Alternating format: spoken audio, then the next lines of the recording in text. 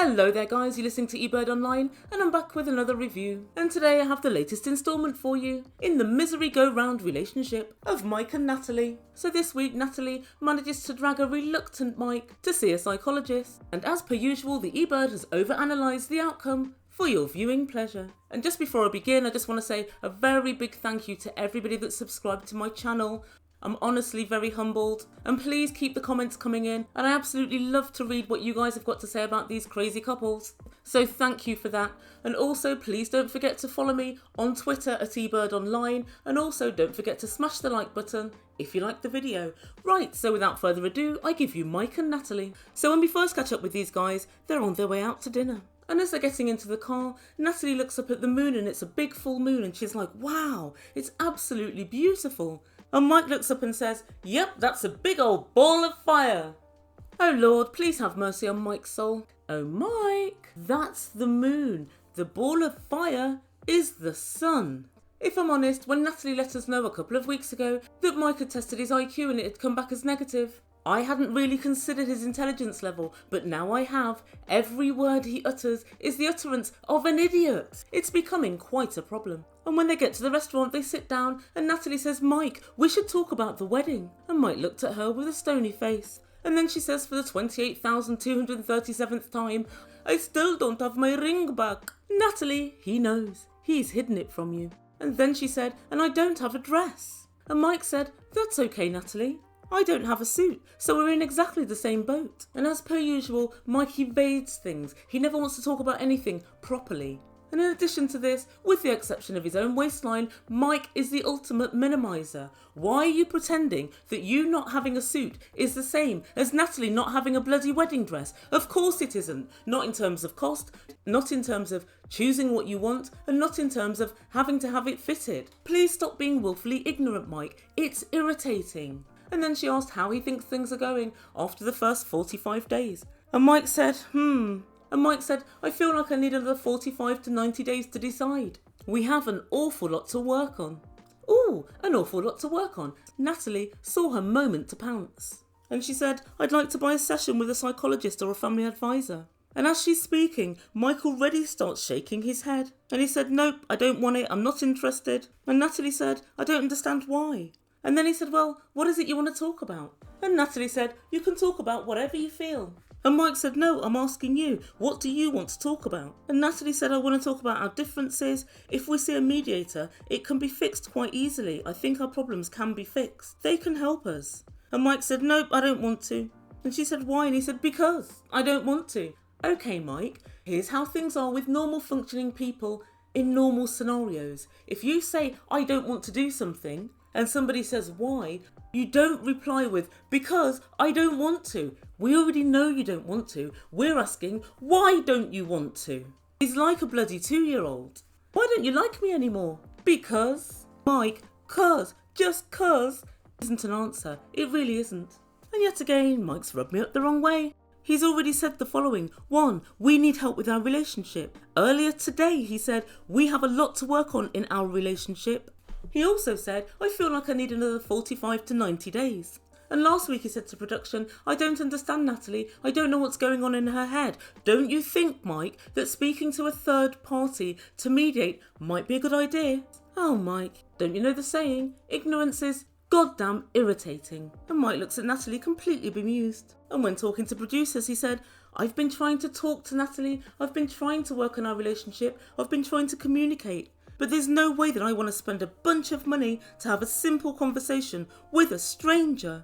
Guys, Mike really is a simpleton. And as most people know, going to see a therapist or a psychologist isn't just spending a bunch of money to chat to a stranger. It's somebody that's usually done a 4-year degree in psychology or psychotherapy, which is the study of the mind and behaviour. That is what you both need. And I am quite a proponent of psychology, I minored in psychology, and I do think it's massively helpful. And Mike doubles down on this idiocy by telling Natalie, we have some issues that are beyond talking. Split up then, Mike, jettison Natalie back over to Ukraine. And Natalie said, there are ways which he can better explain. And Mike said, if you can't explain to me, then what chance have you got to explain to him? Mike, it's not just her, it's both of you. And in fact, Natalie can explain. She's in fact rather too good at saying what's wrong with you. It's you that doesn't hear it or doesn't take it in or doesn't act upon it. And Mike finishes up by saying, we need more than a psychotherapist. Even with all those qualifications, nobody can save your relationship. Natalie points out what I think is completely true, and that's that Mike feels threatened and scared. And next time we catch up with Natalie and Mike, they're in the kitchen arguing about cutting up fruit. Guys, the things that these two can argue about knows no bounds. And afterwards they go and sit in the living room, and Mike looks at a quiet, sullen and bloody withdrawn Natalie. He asks, why are you so serious? Just loosen up, let loose. Oh, I'll let loose all right, thinks Natalie. Mike, what about this psychotherapist? Mike lets us know that it's annoying and it frustrates him. Mike, many have said the same about you. And come to think of it, Natalie too. Mike finally decides to get a haircut. I'm glad, it had been concerning me. He's got an appointment with his friendly hairdresser, Jane, and Mike says she's one of the only people he talks to. Really? How interesting. Guys, let's think about this for a moment. When we first met Mike, Mike told us, yeah, I'm a really fun guy. I'm the life and soul of the party. They call me Big Mike. Who's they? Uncle Beau and Jane the bloody hairdresser? Because as far as I'm concerned, you don't know anybody else. Okay, let's throw your mum in the mix. Who else, Mike? And guys, I always have to call into question somebody that it seems doesn't have either any friends or doesn't have any kind of network. It means two things. One, they have to put everything into their relationship. There's nothing outside of that. Secondly, they've got nobody to talk things over with. Just anything that might happen in your life, a job promotion, a business decision, you have nobody to bounce ideas off. And this, I think, is very possibly why Mike's level of communication is virtually zero. And as far as I'm concerned, the only person he had to speak to was the now homeless Uncle Beau, and he's 3 sheets to the bloody wind.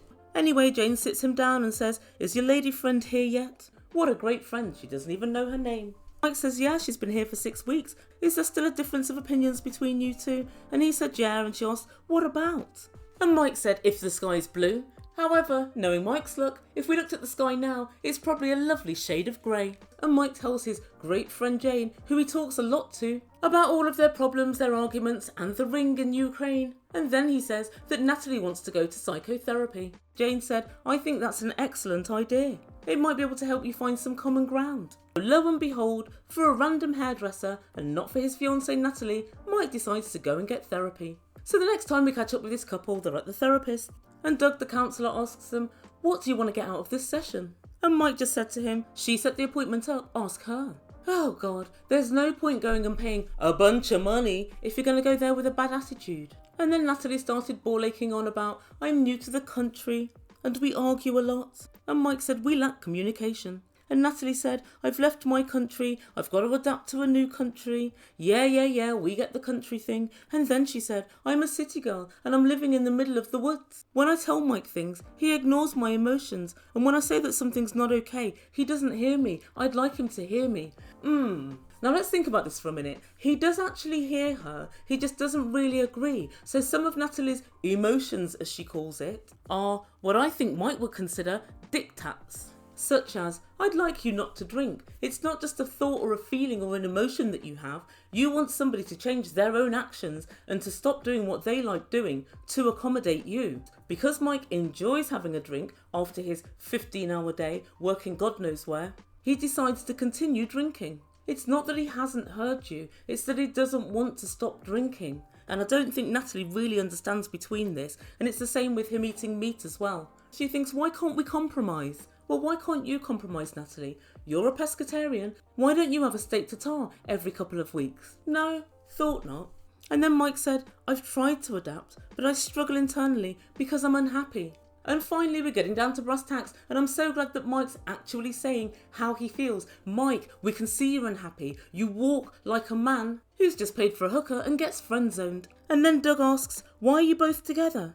And Natalie went on a bit of a tangent and said she thanks Mike for the K1 visa and thanks all of the effort that he's put in. And Mike was looking slightly off to the left in his usual disinterested manner. And Doug had to actually say to him, Mike, did any of that sink in? And Mike said, she didn't answer your question. And it's true to say she didn't, but he is frustrating this process. And me. And then Mike said to her, why did you come here? And Natalie said, we fell in love with each other. Sorry, excuse me? You fell in love with each other? I seem to remember a production chat in which you said, I'm not in love with you, Mike. I will grow to love you. Natalie, that's disingenuous to say the least. And also, now I come to think about it, it's also disingenuous when you say, I've thanked Mike for all the effort he's put in and for the K1 visa, because when you got here, you moaned about the flowers, you moaned about the wood, you moaned about his house. You haven't apologised for launching his engagement ring back at him. And you've basically been on a one-woman moaning mission since you got there. So to say he's put a lot of effort in and I'm very grateful is, yeah, it's actually not really true on either part. But then Mike drops a bombshell and he says, we're not in love. That's why I don't want to talk about the wedding. And Natalie says to production, it's hard hearing Mike say he doesn't love me. It's unexpected. It's very expected to me, Natalie, because you seem to absolutely hate each other.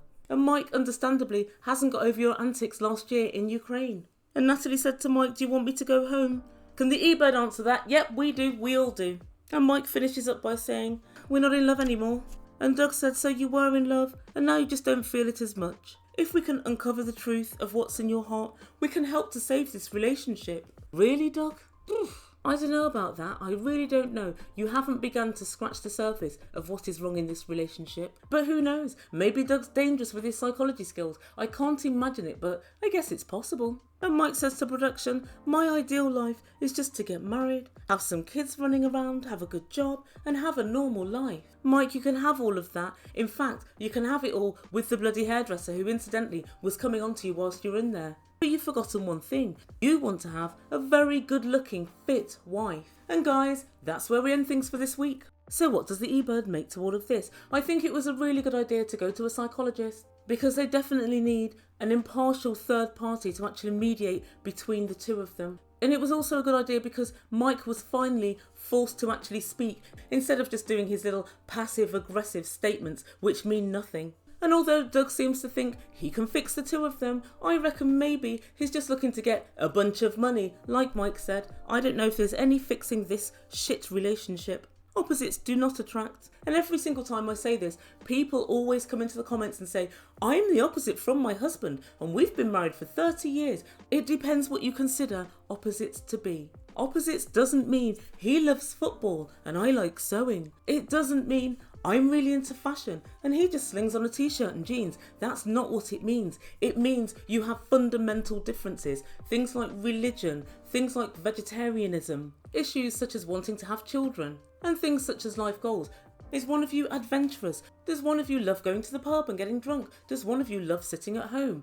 Educational standards. Is one of you highly educated and has a thirst for learning? And does one of you not really care? Those sorts of things make you opposite. It really doesn't mean he wears blue and I wear red. It really doesn't mean that. And so that's the first thing. But then one major thing which struck me today is that Mike isn't who he says he is. He doesn't have any close friends. He thinks he's the life and soul of the party and people call him Big Mike. Not so. He considers that he's thoughtful and that he's sacrificed a lot for Natalie. But we saw the state of the house when Natalie got there.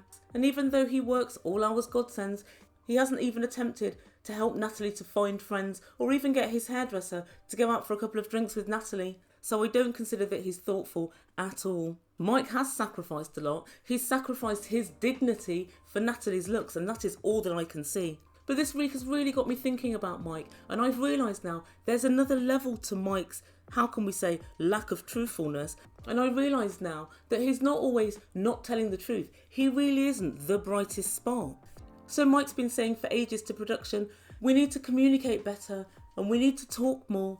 But he's not bright enough to realise that Natalie's the kind of girl that says something when she wants to say something and not when she doesn't. She doesn't sit around and make small talk. And we saw it at its peak with his mum. She couldn't make small talk at all. How are you doing? How was the journey down here? She's really clunky. I like the colour blue as well. You're so stylish. She basically could only really talk about what Mike was like or her relationship. But as we know, Natalie's educated, she's got a couple of degrees, and I think if you were talking about things like psychology, or legal matters, or politics, or world affairs, I think there are other things that Natalie would be interested in talking about. But Mike quite simply just wants to shoot the breeze. There's nothing wrong with it, it's absolutely fine. But Mike, you have the wrong person. So when Mike says, I've tried as hard as I can with Natalie, he has, but how hard he can try isn't adequate. He has no clue what's required. And also, that's why I think it seems so one-sided when Natalie and he argue. Because Mike's not bright enough to pull Natalie up on her bullshit. So when she sits there and says, oh, that animal lost its life so that you can eat it, she's sitting there eating fish back at you. Natalie, that fish was swimming around until you decided to eat it. And Natalie says, Mike, aliens, it just doesn't make sense. Oh really, Natalie? Eve came from Adam's two ribs. Discuss. When Natalie says, have you ever been to museums? Natalie, have you ever run your own business? We can go on, but Mike doesn't really give anything back. So Natalie just gets worse and worse and she runs wild with her insults. And next we turn to Natalie. I think Natalie has done what we all describe as settled. The only problem is, Natalie, once you settle, you have to do just that. You have to accept this is what I'm doing now. And she hasn't quite accepted it. All Natalie wants is to be not in the Ukraine, not be living a humdrum life, and Natalie wants to have kids. I was looking into it last week, and most people have kids by the age of 30 in Ukraine. So Natalie knows if she stays where she is, she's going to have really slim pickings. Mike made sense to her. She was able to play it off to all her friends like, yeah, I'm seeing this guy Mike, he has his own business. American, so I'm going to live in America. He's 6'5", so my kids are going to have a bit of height on them. He has blonde hair and blue eyes, so tick, tick. Natalie's just trying to make the best of her situation. So Natalie, don't think we haven't peeped you, because we have. Natalie tells us that she wants better communication and to have a nicer relationship. I'm sorry, but I don't believe it for 1 second. I think Natalie was thinking 3 things. 1, how can I get my ring back? 2, how can I get this wedding back on track? And 3, how can I get Mike to acquiesce to my every demand? That's why I believe that Natalie wanted to go and see a psychotherapist. If Mike gave her back her ring 2 weeks ago, they would not be sitting in that office. I virtually guarantee it. So Natalie has 2 choices. You either say, I accept Mike for what and who and how he is, or you try and lift Mike to your standard. You can help renovate the house, you can help him to run his business. Because let's face facts, Natalie thinks she's a country mile above Mike. So to conclude, they're both living under false pretenses. She just wants a sperm donor that's nice and tall and American and potentially rich. And Mike just wants a fit girl to marry. He could find one in his hometown, but he's not interested in those girls. He wants to punch far above his weight. And so guys, let me know what you think. Guys, let me know in comments down below. Is Natalie settling? Is Mike punching? And who's the most dysfunctional? And also guys, do you have any faith at all in that psychotherapist? So put your comments down below. If you haven't done so yet, please click that red subscribe button and subscribe to my channel for regular videos. And also don't forget to click that like button if you've enjoyed this video. And don't forget to press the notification bell. Thank you so much for listening. You've been listening to Ebird Online and I bid you good day.